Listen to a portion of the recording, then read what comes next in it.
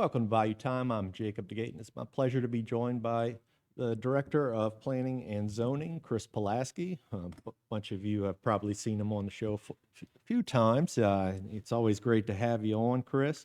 And we're going to be talking about something today. I mean, it's not the most exciting thing, but it's something that's very important out there to a lot of people, and that's dealing with the FEMA flood maps. Can you tell us, I guess, where we are, start in the process, and give us a little history about it?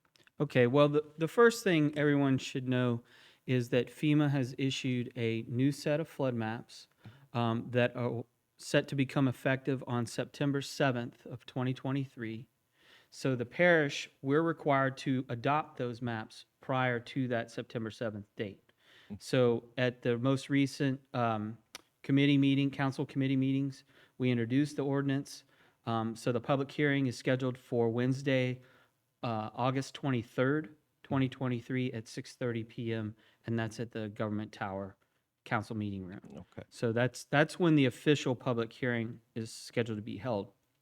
Now, those flood maps, okay, prior to the issuance of these maps, we've been operating using maps that are either from 1985, which are the BFE, base flood elevation maps, firms, or the 2006 ABFE, which is sort of really used for insurance purposes. But so 1985, 2006. So in 2008, FEMA had introduced a new set of flood maps. Their goal is to do it every 10 years. So in 2008, FEMA issued a set of flood maps, and the parish said, well, wait, guys, Morganza to the Gulf is not an accredited levee system at that time, but it's nonetheless, it's out there, along with a host of other projects that weren't being reflected in the modeling used to prepare the maps. So the parish initiated an appeal in 2000, I think officially it was in 2009. So since that time, the parish has been appealing those flood maps. In 2011, and I know this is a long timeline, but everybody's just got to bear Sure. with the story. I hope I don't put everybody to sleep. No. 2011, we were still in the appeal process, but we entered into what's called a LAMP process, a levee analysis mapping procedure. Basically, FEMA said, guys, we hear you. We know that Morganza to the Gulf is out there. We know y'all have done some other projects in the parish. So get us that information, get it over to us. We'll look at it, and we'll see how that impacts the maps. So that's what we started doing. So in 2011, all the way through till July of 2019, we were putting together data. As new projects would come online, we'd send that in, and we just kept updating. So if you remember, I said earlier, every 10 years, they'd like to send out new maps. So 2008, along comes 2018. We're still in that LAMP process. We're still feeding them data. So they just continued, said, okay, guys, we're just going to hold off on issuing new maps. We're going to, because you're in the LAMP process, we're going to wait. July of 2019, they finally said, okay, we have to stop and we have to start the modeling process, because these computer models can take months to run. I mean, I'm going to simplify it, but once they put all that information in the computer and hit return on the keyboard and it starts churning, you know, that little dial that we all get, that's going to last for several months while it works on, that's an insane amount of information that it's chewing through and going to look at. So they said, guys, we got to stop. So July of 2019 was that cutoff point. So any project that wasn't built or completed, I mean, if it was under construction to a certain degree, if it was past a certain point, they were willing to accept that. But anything that hadn't broken ground yet, anything in the design engineering phases or planning, wasn't going to count. So they started the models again in 2019. So then 2020 comes along, COVID, right? So we didn't get any maps back from them during that year. We didn't get another set of revised maps until June of 2021. That same team of people reassembled to look at these new maps, and we said, well, wait, guys, you're missing information from 11 panels. this isn't right. And they said, you're correct. We're going to go back. So they went back to the drawing board. So that was June of 2021. So they came back with new maps on October 8th of 2021. Well, guess what happened between those 2 days? Hurricane The Ida. Hurricane Ida. So along comes October 8th. They said, okay, Terrebonne, here are your new preliminary flood maps. Oh, and by the way, we're going to start the 90-day public comment period here in about a month. Well, we're trying to explain to FEMA, guys, we just got out of our major hurricane. We're still in response mode, let alone recovery, let alone our people being able to focus in on something like this. But the procedure, that process was underway. There was just no stopping it at that point.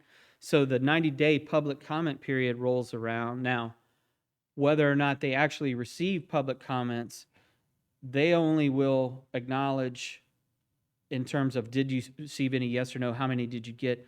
They're only going to respond back to saying valid public comments, meaning ones that are substantiated by some hard data versus I don't like your flood maps because I never flooded before. I shouldn't be in a flood zone. That's not enough for FEMA to acknowledge as an official public comment.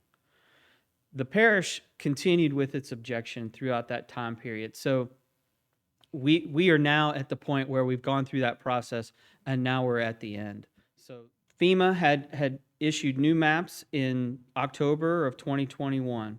So we went through that 90-day public comment period. The parish continued its objection and appeal. It was noted by FEMA, but they said, we're moving forward with these maps.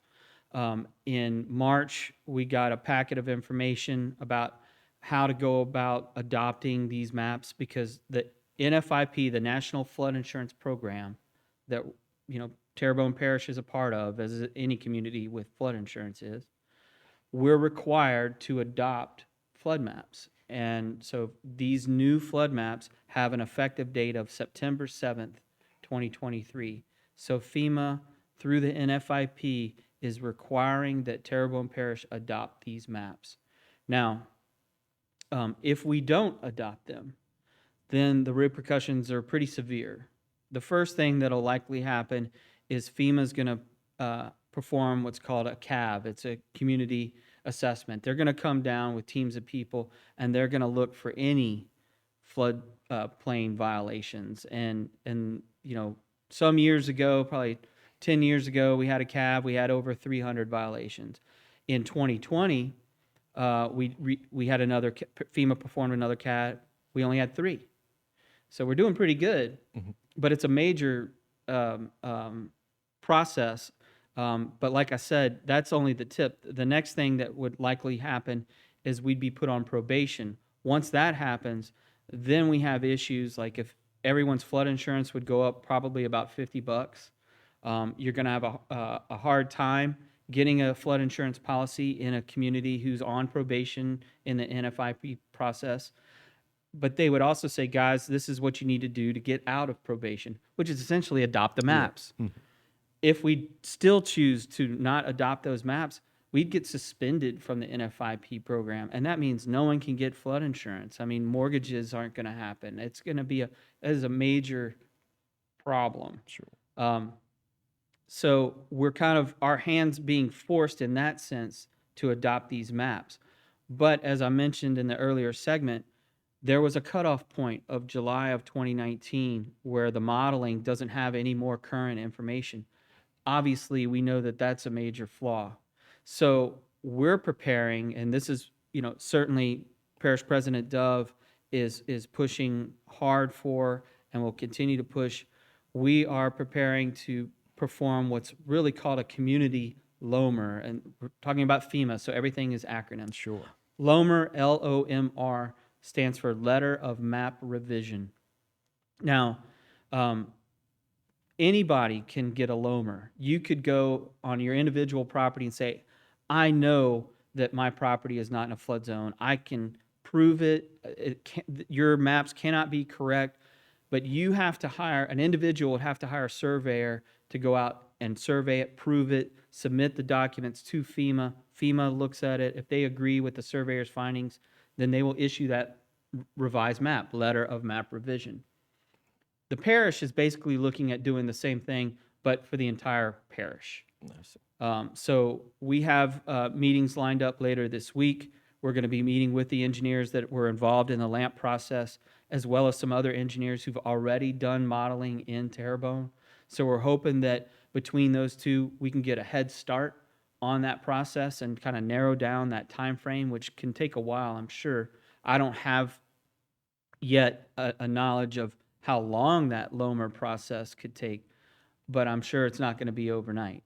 But we're looking to do that so that way we can document all of the work that's been done, have that information, provide it to FEMA, and let them look at it, and hopefully they'll agree with us, and we can get another set of maps reissued. But again, we have the maps that we've been presented with.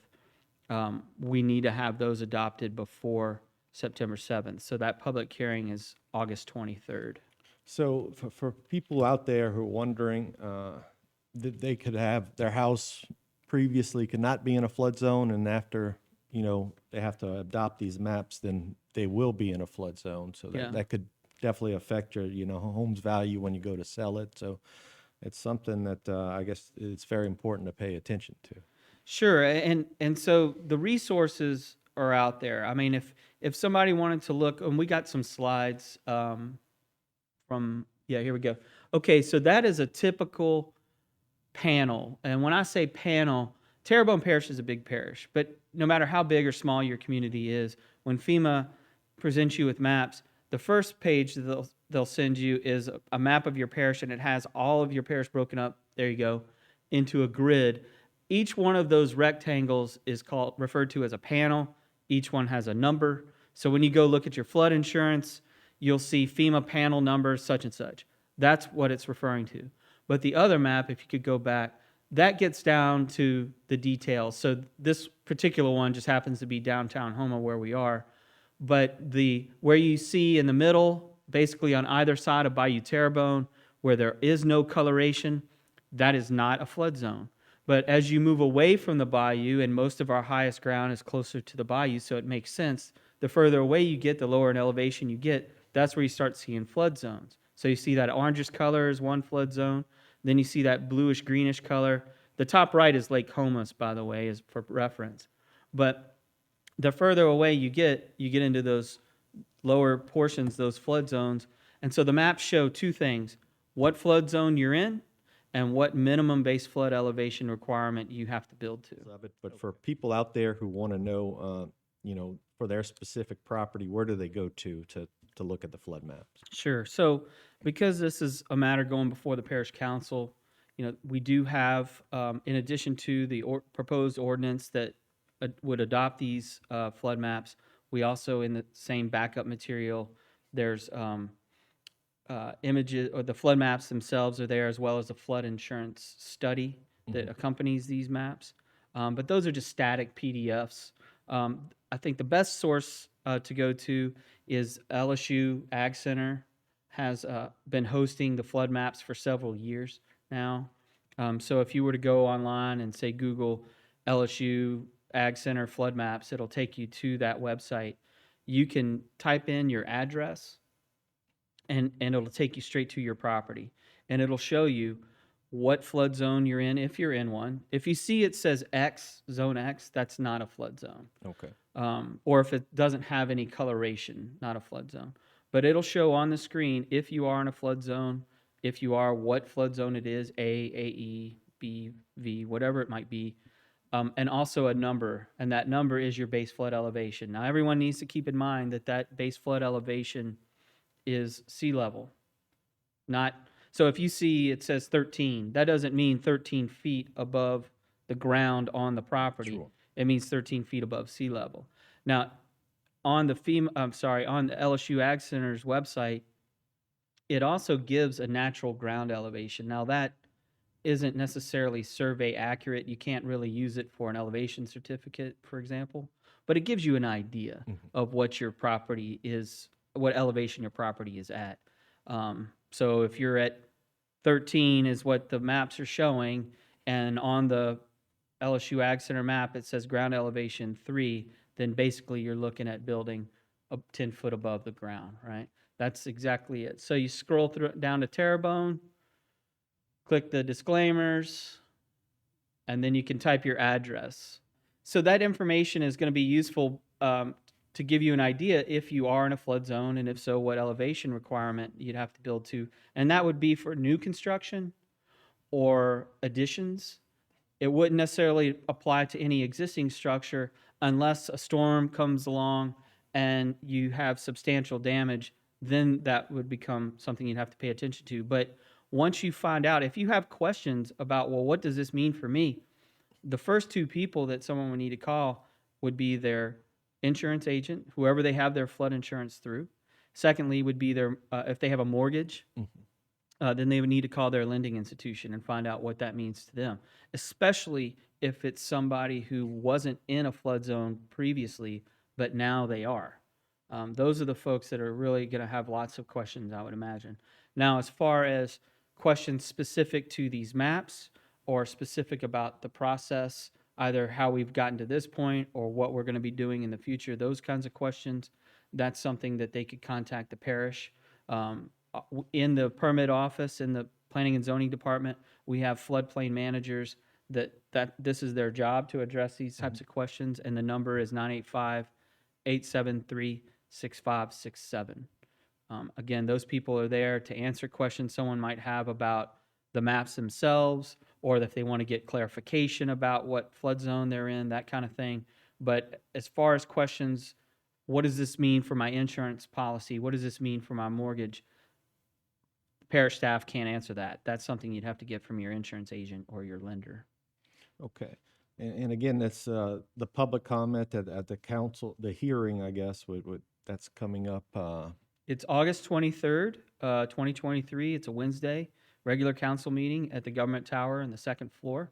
That's 8026 Main Street in Houma at 6:30 p.m. It's the public hearing regarding the ordinance before the council.